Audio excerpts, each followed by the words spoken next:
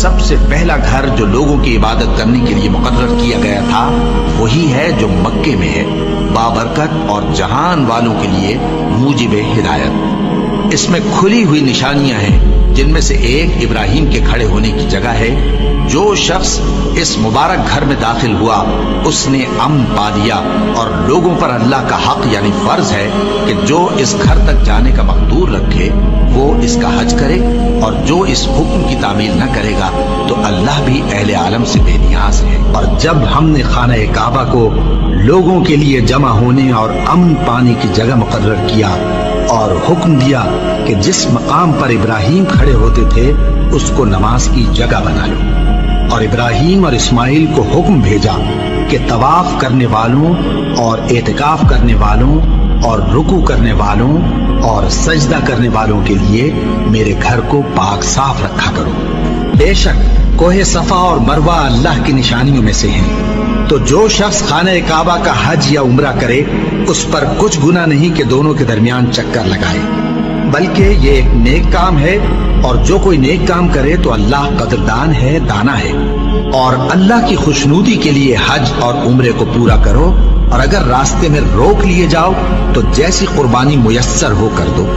اور جب تک قربانی اپنے مقام پر نہ پہنچ جائے سر نہ منڈاؤ۔ اور اگر کوئی تم میں بیمار ہو یا اس کے سر میں کسی طرح کی تکلیف ہو تو اگر وہ سر منڈا لے تو اس کے بدلے روزے رکھے یا صدقہ دے یا قربانی کرے۔ پھر جب تکلیف دور ہو کر تم مطمئن ہو جاؤ تو جو تم میں حج کے وقت تک عمرے سے فائدہ اٹھانا چاہے وہ جیسی قربانی میسر ہو کرے، اور جس کو قربانی نہ ملے وہ 3 روزے ایام حج میں رکھے اور 7 جب واپس ہو۔ یہ پورے 10 ہوئے۔ یہ حکم اس شخص کے لیے ہے جس کے اہل و عیال مکے میں نہ رہتے ہوں، اور اللہ سے ڈرتے رہو اور جان رکھو کہ اللہ سخت عذاب دینے والا ہے۔ حج کے مہینے معین ہیں جو معلوم ہیں، تو جو شخص ان مہینوں میں حج کی نیت کر لے تو حج کے دنوں میں نہ عورتوں سے اختلاط کرے، نہ کوئی برا کام کرے اور نہ کسی سے جھگڑے، اور جو نیک کام تم کرو گے وہ اللہ کو معلوم ہو جائے گا۔ اور زاد راہ یعنی رستے کا خرچ ساتھ لے جاؤ، کیونکہ بہترین زاد راہ پرہیزگاری ہے۔ اور اے اہل عقل، مجھی سے ڈرتے رہو، اس کا تمہیں کچھ گناہ نہیں کہ حج کے دنوں میں بذریعہ تجارت اپنے پروردگار سے روزی طلب کرو۔ اور جب عرفات سے واپس ہونے لگو تو مشعر حرام یعنی مزدلفہ میں اللہ کا ذکر کرو، اور اس طرح ذکر کرو جس طرح اس نے تم کو سکھایا،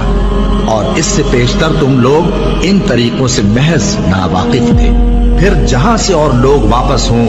وہیں سے تم بھی واپس ہو، اور اللہ سے بخشش مانگو، بے شک اللہ بخشنے والا ہے،